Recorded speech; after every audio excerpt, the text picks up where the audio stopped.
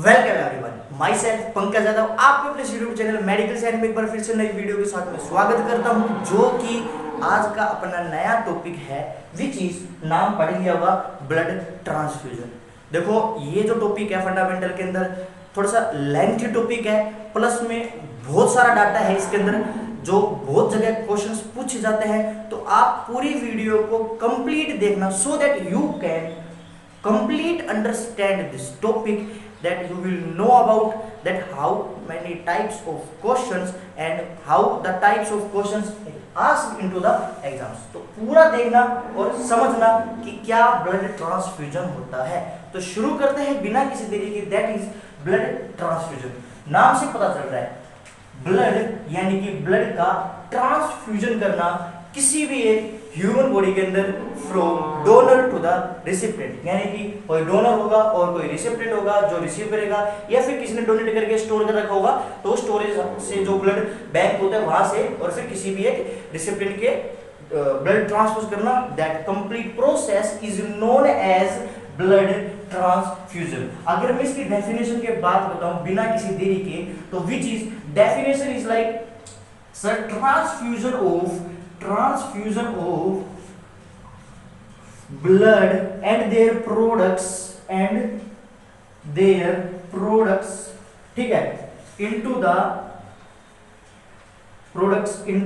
human body, ठीक है, that is complete blood transfusion। अब बात के चलिए कि अब इसके तो गए क्या क्या ट्रांसफ्यूज कर सकते हैं अपन। तो सबसे पहले ठीक है, सबसे पहले क्या क्या ट्रांसफ्यूज कर सकते हैं। सबसे पहले क्या आएगा सर RBC, देन उसके बाद में WBC, देन उसके बाद में प्लेटलेट्स, ठीक है, ये सारे कंपोनेंट्स होते हैं, ठीक है। देन उसके अलावा प्लेटलेट्स के बाद में सर कोलोइड, ठीक है, कोलोइड डाले जा सकते हैं, प्लस में इसके अलावा सर होल ब्लड भी दिया जा सकता है। तो these are the various types of blood products that can be transfused into the human body। so लिख लेना, इसके अंदर समझ लेना कि RBC होती है, WBC होती है, प्लेटलेट्स होते हैं, कोलोइड्स होते हैं, होल ब्लड होता है। so these are the main जो इसके अंदर चढ़ाया जाता है। अच्छा एक और होता है प्लाज्मा भी चढ़ाते हैं, आपने पता ही होगा, ठीक है। तो this is all about the various types of products that can be transferred into the body. तो सबसे पहले उठाते हैं अपना क्या RBC, यानी कि RBC के रिलेटेड क्या इससे क्वेश्चंस पूछे जाते हैं। तो सबसे पहले RBC के बारे में बताता हूं मैं आपको। नाम से पता चल रहा है रेड ब्लड सेल्स, ठीक है, रेड ब्लड सेल्स है, या इनको पैकेट सेल्स भी कहा जाता है, ठीक है, पैकेट सेल्स भी कहा जाता है किसको, RBC को। देन इसके अलावा इसकी इंडिकेशन कब कब ये चढ़ाया जा सकता है, जब आयरन डेफिशिएंसी एनीमिया हो जाता है, ठीक है, आयरन डेफिशिएंसी एनीमिया हो जाता है। पेशेंट एक बात याद रखना, पेशेंट क्या फील करेगा, लेथार्जिक फील करेगा जब आयरन डेफिशिएंसी होगा।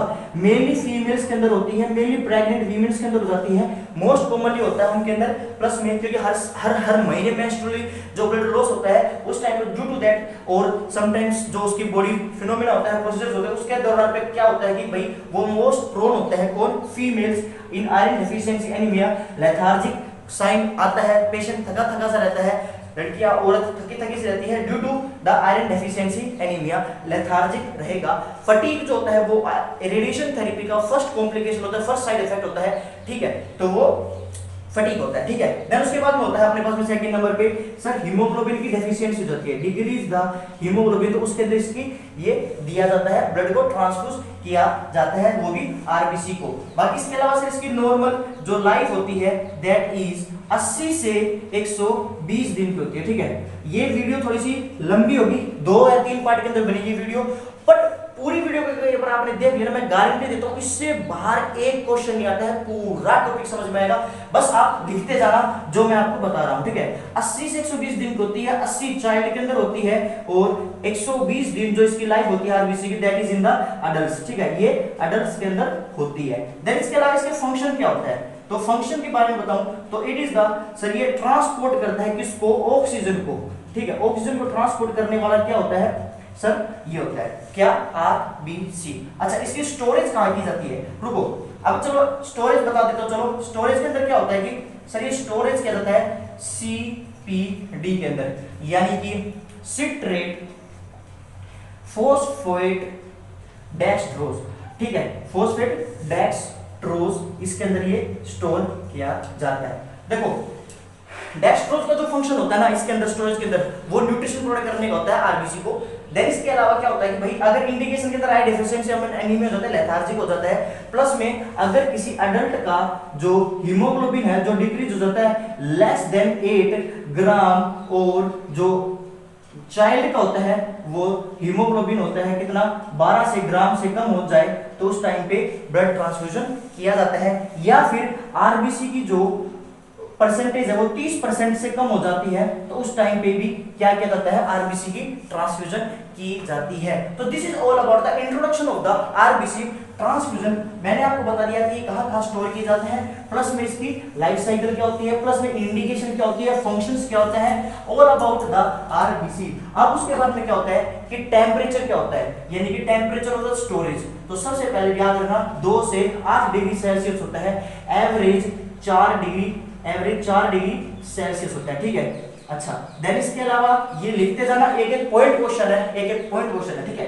2 से 8 डिग्री सेल्सियस स्टोरेज होता है, और बाकी अगर ऑप्शन में आए तो हमेशा 4 डिग्री से 6 डिग्री सेल्सियस तक होता है, तो ये होगा, ठीक है। यानी किसी के अंदर 2 से 4 हो जाता है, किसी के अंदर 6 से 8 हो जाता है, तो आपको 4 से 6 डिग्री सेल्सियस, वैसे 2 से 8 डिग्री सेल्सियस होता है वैसे नॉर्मली, और 4 डिग्री सेल्सियस एवरेज होता है। टेम्परेचर हो गया। टेम्परेचर के बाद में कितने दिन तक स्टोर कर सकते हैं, तो ड्यूरेशन ऑफ द स्टोरेज। तो ड्यूरेशन ऑफ द स्टोरेज के अंदर क्या होता है सर, इट इज 35 से 42 डेज, और जो 42 डेज होता है ना ये मैक्सिमम होता है, क्या होता है, मैक्सिमम होता है। अगर फर्स्ट प्रायोरिटी क्वेश्चन के अंदर दोनों डाल दिया तो 35 डेज लिखना है, फर्स्ट प्रायोरिटी आएगी, ठीक है। तो this is all about the किसके बारे में, आरबीसी के बारे में। अब उसके बाद में क्या होता है सर, प्रोसीजर के दौरान इसको जो दिया जो इस, अच्छा रुको एक बात और कि भाई कितने दिन तक, मतलब ये कितना टाइम चाहिए होता है इसको स्टोर करने के बाद में कितना टाइम चाहिए होता है ट्रांसफ्यूजन करने के लिए। तो ट्रांसफ्यूजन टाइम होता है दैट इज कितना, 2 से 4 आवर, ठीक है। अगर लेस देन 2 घंटे से पहले चढ़ा दिया गया ब्लड तो क्या हो जाएगा सर, कार्डियक ओवरलोड हो जाएगा, ठीक है, कार्डियक ओवरलोड हो जाएगा। और अगर 4 घंटे से ज्यादा चढ़ा दिया, लगा टाइम ज्यादा लगा, तो उसके अंदर फिर सेप्टिसीमिया हो जाएगा, इन्फेक्शन के चांसेस बढ़ जाएंगे। तो this is the transfusion time, ठीक है, ये इसका ट्रांसफ्यूजन टाइम होता है। अच्छा शुरुआत का जो होता है ये कितना होता है सर, 85 से 100 ml पर हावर दिया जाता है, और 1 से 2 ml पर मिनट दिया जाता है। पहले 15 मिनट के अंदर लिखते जाना एक डाटा को, पहले 15 मिनट के अंदर, फर्स्ट 15 मिनट के अंदर जो रेट होती है ट्रांसफ्यूजन की दैट इज 15 से 20 ड्रॉप, ठीक है, और बाकी या फिर 10 to 15 ड्रॉप, और बाकी अगले 15 मिनट के अंदर क्या होता है, अगले 15 मिनट के अंदर यानी कि 30 मिनट्स के बाद में दैट इज नेक्स्ट 15 मिनट्स वो होती है 25 to 40 ड्रॉप पर मिनट।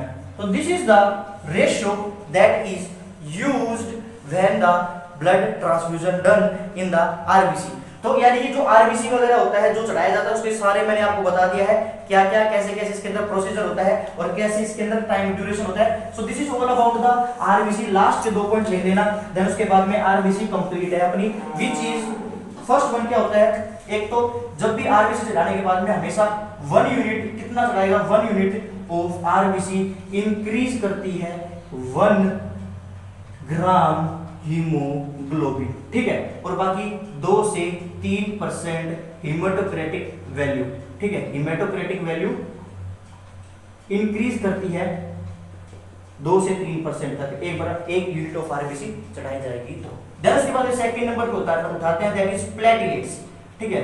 प्लेटलेट्स क्या करवाती है, प्लेटलेट्स का मेन फंक्शन क्या होता है, ठीक है। तो सबसे पहले प्लेटलेट्स आर द जो प्रोडक्ट्स होते हैं of blood, these are helpful in the किसके अंदर, क्लोटिंग के अंदर, यानी कि क्लोट करवाते हैं थक्का जमाने के लिए हेल्पफुल होती है। कौन सी? प्लेटलेट्स होती है, प्रोडक्ट्स होती है ब्लड की, that is very much important. Then उसके बाद में प्लेटलेट्स के बाद में क्या करती है, कब कम हो जाती है, क्या क्या इसकी होती है, तो इंडिकेशन के अंदर, यानी कि what are the indication of the platelets, तो इंडिकेशन जो प्लेटलेट्स की होती है कब कम इसको चढ़ाया जा सकता है, दैट इज ट्रांसफ्यूज किया जा सकता है, दैट इज सबसे पहले सर जैसे चिकनगुनिया हो गया हो, ठीक है, चिकनगुनिया हो गया हो, या फिर मलेरिया हो गया हो, या फिर मलेरिया तो नहीं, चिकनगुनिया होती है, कोई वायरल इन्फेक्शन हो गया हो, ठीक है, वायरल इन्फेक्शन हो गया हो, ल्यूकीमिया हो गया हो, ठीक है, ल्यूकीमिया हो गया हो, ब्लड लॉस कंप्लीट हो जाता है, उस टाइम पे भी समटाइम्स चढ़ा दिया जाता है कि अगर बाकी इसके अलावा कोई भी अदर हेमेटोलॉजिकल प्रॉब्लम हो जाती है उस टाइम पे भी इसको चढ़ा दिया जा सकता है। अब इसकी जो नॉर्मल वैल्यू होती है, ठीक है, नॉर्मल वैल्यू होती है 1.5 से 4.5 लाख, ठीक है, 1.5 से 4.5 लाख होती है। जब 50,000 से, ठीक है, 50,000 से कम हो जाती है तो पेशेंट को हॉस्पिटल के अंदर एडमिट करते हैं, ठीक है, और बाकी अगर 20,000 के अंदर कम हो जाती है, ठीक है, लेस देन 20,000 से कम हो जाती है तो इमरजेंसी प्लेटलेट्स चढ़ाए जाते हैं, ठीक है, इमरजेंसी प्लेटलेट्स का ट्रांसफ्यूजन करना पड़ता है इमरजेंसी के अंदर, ठीक है, जैसे डेंगू वगैरह के अंदर हो जाती है, ठीक है, यहाँ पे भी आप डेंगू वगैरह लिख सकते हो, ठीक है, तो डेंगू वगैरह के अंदर क्या चढ़ाया जा सकती है, प्लेटलेट्स होती है 20,000 सुबह से और 50,000 से हॉस्पिटल के अंदर एडमिट करना पड़ता है। फर्स्ट साइन क्या पाया जाता है, यानी कि वही चीज the first sign of the किसका, प्लेटलेट ट्रांसफ्यूजन कम होने का, कि भाई कम हो चुकी है, दैट इज सर क्या होता है कि ब्लड लॉस होने लग जाता है, एपिस्टैक्सिस होने लग जाती है, ठीक है, फर्स्ट साइन क्या होता है, अगर प्लेटलेट्स डिक्रीज हो रही है, नक्सरी आने लग जाती है, एपिस्टैक्सिस आने लग जाती है। नक्सरी अगर का नक्सरी का मैनेजमेंट क्या होता है, एपिस्टैक्सिस का मैनेजमेंट कैसे किया जाता है, बहुत क्वेश्चन है, बहुत इंपॉर्टेंट क्वेश्चन है, बहुत कॉमन क्वेश्चन है, बहुत जगह पूछा गया है, स्टार मार्क कर लेना इसको, आपने बहुत जगह पर पढ़ाया होगा।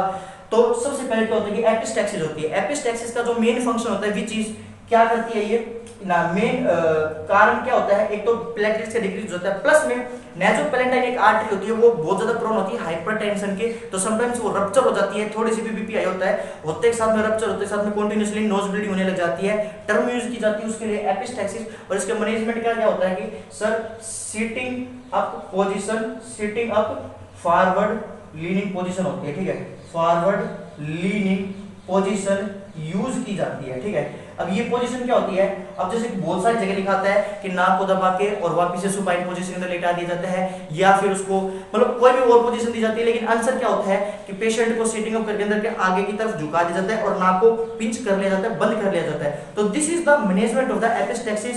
ये क्वेश्चन जीएमसीएच के अंदर, रायपुर के अंदर और पता नहीं बहुत सारे एग्जाम के अंदर आ चुका, जो मैंने दिए थे उसके अंदर तो 3-4 जगह फेवरेट क्वेश्चन है, बहुत जगह पूछा जाता है, तो आप स्टार मार्क कर लेना इसको, ठीक है। देन उसके बाद में क्या होता है, this is the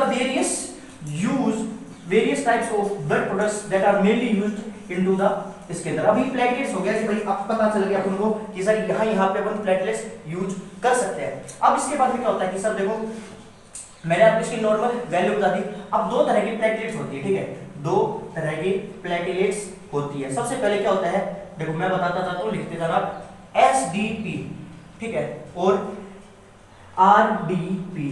एसडीपी क्या होती है, सिंगल डोनर प्लेटलेट, ठीक है, और बाकी सेकंड नंबर पे क्या होता है, रैंडम डोनर और प्लेटलेट, ठीक है।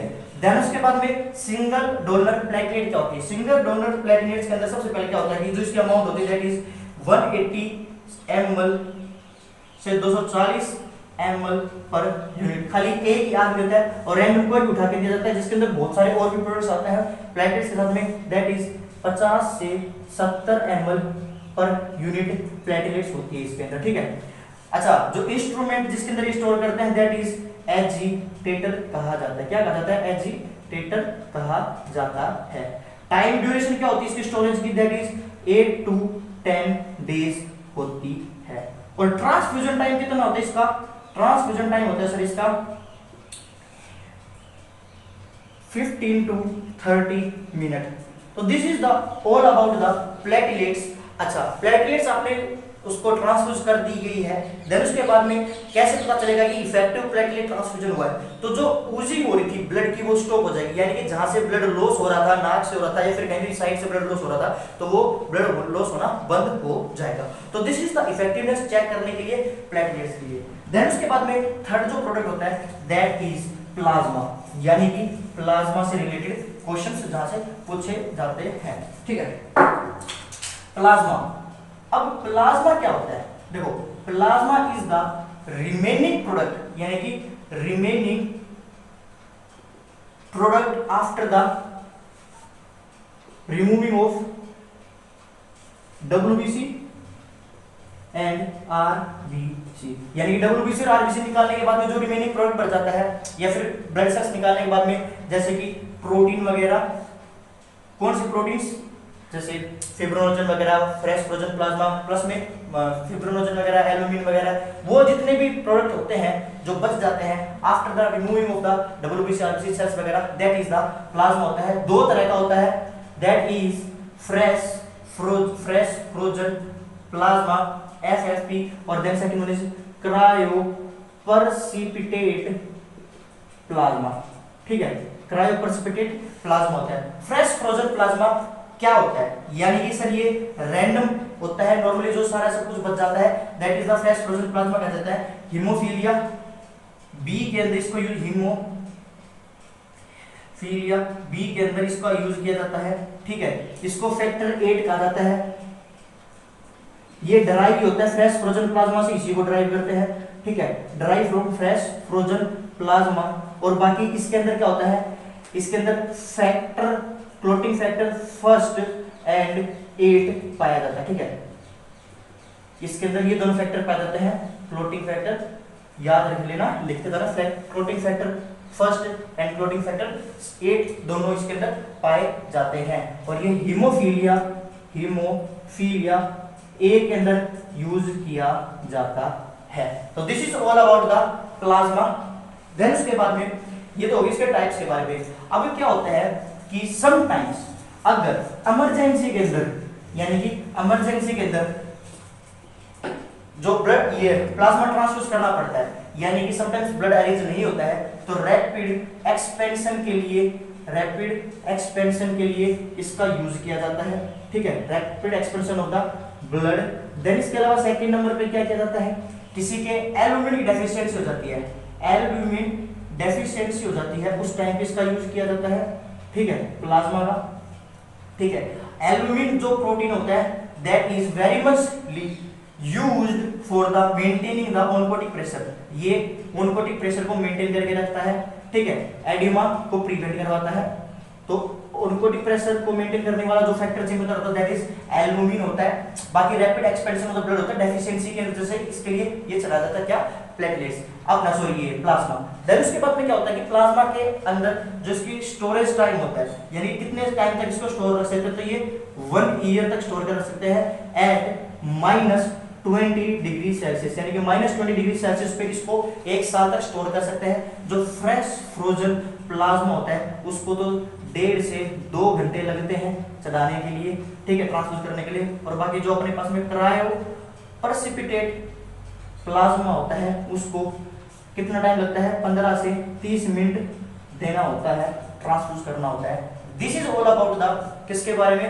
प्लाज्मा के बारे में। ऑनकोटिक प्रेशर मेंटेन करता है, बता दिया मैंने, इसके अंदर ऐसे ऐसे पाया जाता है। तो this is all about the plasma. अब उसके बाद में क्या होता है? प्लाज्मा हो गया है, प्लाज्मा के बाद में सबसे पहले और क्या होता है? फिर इसके बाद में प्लाज्मा हो गया, प्लाज्मा के बाद दूसरा WBC, यानी कि WBC को कैसे क्या होता है? क्वेश्चन बहुत कम पूछ जाता है, वैसे बहुत कम ट्रांसफ्यूज की जाती है WBC, ठीक है, लेकिन फिर भी पढ़ लेते हैं। 400 ml पर यूनिट के साथ में ये आता है, ठीक है। देन इसके अलावा ये 13 दिन तक इसको स्टोर करके रख सकते हैं मैक्सिमम, ठीक है। और ये न्यूट्रोपिनिक पेशेंट को चढ़ाया जाता है, यानी जिसके न्यूट्रोफिल्स कम हो जाती है उसको ये चढ़ाया जाता है। और न्यूट्रोपिनिक पेशेंट होता है उसके अंदर हमेशा प्रिवेंट फ्रॉम द इन्फेक्शन से प्रिवेंट करते हैं।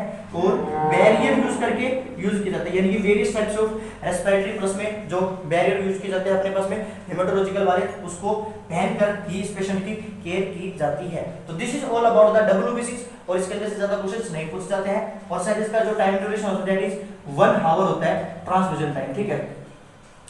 तो this is all about the WBC. अब पढ़ते हैं लास्ट का जो अपना टॉपिक बचता है इसके अंदर, विच इज कोलोइड्स।